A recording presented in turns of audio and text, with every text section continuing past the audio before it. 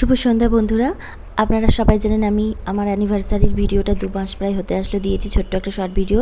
তারপরে বড় ভিডিও দেবো করে দেওয়া হয়নি, কারণ ফোনে একদমই জায়গা ছিল না। কিছু ভিডিও ডিলিট করে আমি আজকে একটা বড় আমাদের যে বিবাহবার্ষিকীর অ্যানিভার্সারি ভিডিওটা দিচ্ছি। যদি ভালো লাগে লাইক কমেন্ট শেয়ার করবেন। হ্যাঁ, চলুন প্রথমেই সকালবেলায় বলছি, সেদিন কি ছিল শুক্রবার। যেহেতু শুক্রবারে আমাদের সন্তোষী মায়ের পুজো থাকে, সেই জন্য আমরা নিরামিষ করেছিলাম। মা অ্যাকচুয়ালি সন্তোষী উপোসটা করেন। বেগুন ভাজা, ঢেঁড়স ভাজা, আলু ভাজা, পটল ভাজা, আর এটা হলো ডাঁটা চচ্চড়ি, আলু ঝিঙে পোস্ত করেছিলাম একটু, আর করেছিলাম ডাঁটাটা, দেখুন ডাঁটা দিয়ে ডাল করেছিলাম, একদমই ছিটিয়ে গেছে, ডাঁটা নষ্ট হয়ে গেছে। আর বাড়ি থেকে শাক তুলেছিলাম। হঠাৎ করে ও বলেছিল যে কিছুই করবে না, কারণ কেকটা আনার কথা ছিল শুধুমাত্র, যে মা যেহেতু আজকে শুক্রবার সেহেতু আমরা কিছু করবো না। তাও বললো যে না, অ্যানিভার্সারি যখন প্রথম বছর কেকটা নিয়ে আসলাম, আর ও আমার জন্য ফুলে এনেছিল। একটাই তো দিন, সেদিন কার্ডটা যদি নষ্ট হয়ে যায় তাহলে আর সেটা ফিরে পাওয়া যায় না। আর ওই টপটা আর একটা জিন্স আমাকে দিয়েছিল, সেদিনকে জিন্সটা ডেলিভারি হয়নি অনলাইন থেকেই নেওয়া হয়েছিল, এই জন্য সেদিনকে ডেলিভারি হয়নি। ফুল চকলেট আর কেক বরমাশায় নিয়ে হাজির হয়ে গেছে। আমরা এবার কেক কাটছি, মাকে আসতে বললাম, মায়ের শরীরটাও ভালো ছিল না, আসতেও চাইছিল না, তাই দুজনাই মিলে কেকটা কাটলাম। আর তো কেউ ছিল না। যাই হোক, সুখে দুঃখে একটা বছর তো কাটিয়ে ফেললাম, এরকম অনেকগুলো বছর কাটাতে চাই ওর সাথে।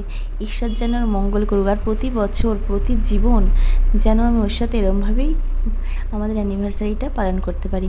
কেকটা আনা হয়েছিল মিয়ামরে, আমাকে নিয়ে যায়নি, আমাকে বলেওনি, আর এই শটটাই কিন্তু আমি দিয়েছিলাম ভিডিওতে। এবার ও আমাকে ফুলটা দিচ্ছে, আর ক্যামেরাটা রেখেছিলাম যে এই বড় ভিডিওটা দেবো বলে, আপনাদেরকে দেখাবো বলে। আর সাথে সাথে মা চলে এসেছে বলে আমরা দুজনের লজ্জা পেয়ে গেছি, ফুলটা তাই রেখে দিলাম। এবার আমি কেকটা ভাগ করে মাকে দিলাম। আর ও বলেছিল আজকে যেহেতু শুক্রবার কিছুই আনবে না, তাও ও বললো যে না, আমি চিকেন বিরিয়ানি আনলাম স্পেশাল। তারপরের দিন সকালবেলা উঠে আমরা আমাদের আনন্দময়ীতলা কৃষ্ণনগরে মায়ের পুজো দিতে গিয়েছিলাম। সেদিনকে যেহেতু শনিবার ছিল, সেদিনকে না ভালোই ভিড় ছিল।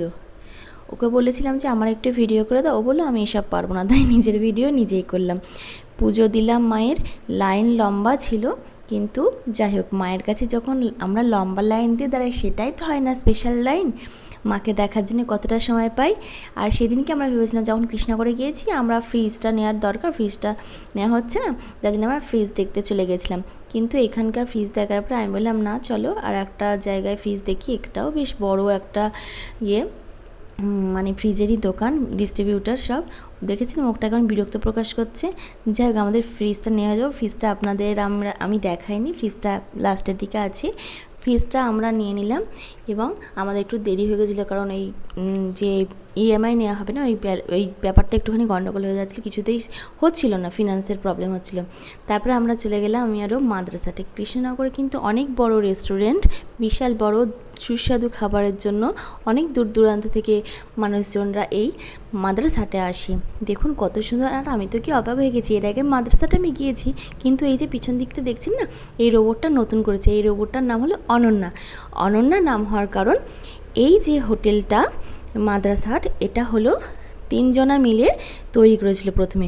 আর যে প্রথম তৈরি করেছিল, মাথায় এসেছিলো, তার নামেই নামকরণ করেছে, অনন্যা নামটা দেওয়া হয়েছিল রোবটের। দেখুন কত সুন্দর, গিয়ে সত্যিই মানে সেই মায়ের হাতের স্বাদের রান্না পাওয়া যায়। আর সত্যি কথা বন্ধুরা, আমাদের যেদিনকে মানে রেজিস্ট্রি ম্যারেজ হয়েছিল না, সেদিনকে আমরা কিন্তু এই রেস্টুরেন্টে গেছিলাম সবাই মিলে, ওর বন্ধু আমার বোনরা সবাই মিলে গেছিলাম। আর সেদিনকে খেয়েছিলাম ওখান থেকে মাটনের নর্মাল একটা মাটন যেটা হয়, সেই মাটনটা বিশেষ করে আমার মায়ের হাতের রান্না।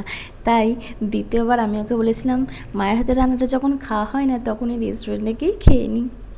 সবার কপালে তো সব কিছু হয় না। যাই হোক, ও ভেবেচিন্তে আমাকে বলে অর্ডার দাও, তখন আমরা এইটা অর্ডার দিলাম। আমি নামগুলো একদম ভুলে গেছি, হেভি খেতে।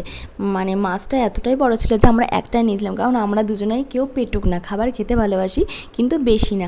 এই দেখুন সেই রোবটটা, আমরা তো হাঁ করে রোবটটাকে দেখছিলাম, এবং সবাই দেখছিল রোবটটা। জানেন তো, একসাথে যদি দুটো রোবট সামনাসামনি হয়ে যায় না, ওরা কিন্তু সেই নিজেদের রাস্তা নিজেরাই তৈরি করে ফেলে। আর দেখলেন তো আমার হাজব্যান্ডকে পাতে তোলার অভ্যাসটা আমাকে একদম ওর যায় না, কোথাও গেলে এবং রেস্টুরেন্টে গেলেও ঠিক পাতে টুক করে ভালো জিনিসটাই তুলে দেবে।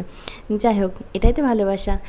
আর এবার দেখুন আমরা নিয়ে নিয়েছিলাম একদম নর্মাল ওই ফিশটা নিয়েছিলাম, একদম ভেজ রাইস, আর মাটনের রান্না, আর বেশ কী নিয়েছিলাম আমার অনেক দিন পরে মনে নেই, ভিডিওটা দেখতে পাবো। দেখুন আমাদের এক প্লেটই কিন্তু হয়ে গিয়েছে।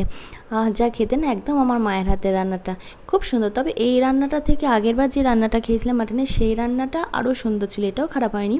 আমার ভিডিও করে দেবো না বলে তাই আমি আমার ভিডিও আবার নিজেই করছি। আর রোবটে যে আমাদের খাবার দিয়ে গেলো, আমার যে এত ভালো লাগছিলো।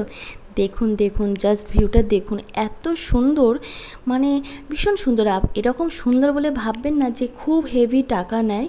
কোয়ান্টিটি টাকা অনুযায়ী মোটামুটি ঠিকই আছে, খারাপ না। দেখেছেন কতটা এরিয়া নিয়ে সূর্যমুখী ফুলে ভরা। আর এইটা হলো মাদ্রাসাটার বাড়িটার, ওটা হলো ভিতরটা। দেখুন কতটা কুড়ে ঘরের মতো দেখতে মায়ের, কিন্তু ভিতরটা এসি টেসি দিয়ে সুন্দর। মায়ের কুড়ে ঘর যেমন ঘর হয় সেরকম। দেখুন বাইরে আমরা যখন গেছিলাম, এই বাইরে এই দোকানটা বসেনি, সেদিনকে দেখলাম এই বাইরেও এই হারটার কানের টানের নিয়ে বসেছে। অপূর্ব পরিবেশ, সামনেই হাই রোড, এতটা জায়গা নিয়ে পেট্রোল পাম্পের অপোজিটেই। আপনারা যদি কেউ আসতে চান তাহলে জানতে চাইবেন, আমি ঠিকানাটা অবশ্যই বলে দেবো। আমি একটু ভিডিও করে নিই, ও বললো তুমি ভিডিও করো, আমি একটুখানি হেঁটে নিই। তাই ও ভিডিও তো আমার করে দেবেন, আর আমার ওই ন্যাকামিগুলোও দেখবেও না। তার জন্য বললো তুমি তোমার মতো করো, আমি আমার মতো হাঁটি। মন তো যেতে চাইছিল না, ভিডিও করতেই ইচ্ছা করছিল। এই যে একটু করে নিলাম, তাকাচ্ছে না। বললাম যে দাঁড়াও না, একটুখানি বেশি থাকে, কিন্তু ও বললো না গো থাকতে পারবো না। ফ্রিজটা যেহেতু ডেলিভারি দিয়ে দেবে, সেহেতু আমাদের বাড়ি তাড়াতাড়ি চলে যাবে। এমনকি আমরা বাড়ি তখন পৌঁছায়নি, কৃষ্ণনগর থেকে সবাই বেরোচ্ছি, ফ্রিজটা কিন্তু ডেলিভারি হয়ে গেছে।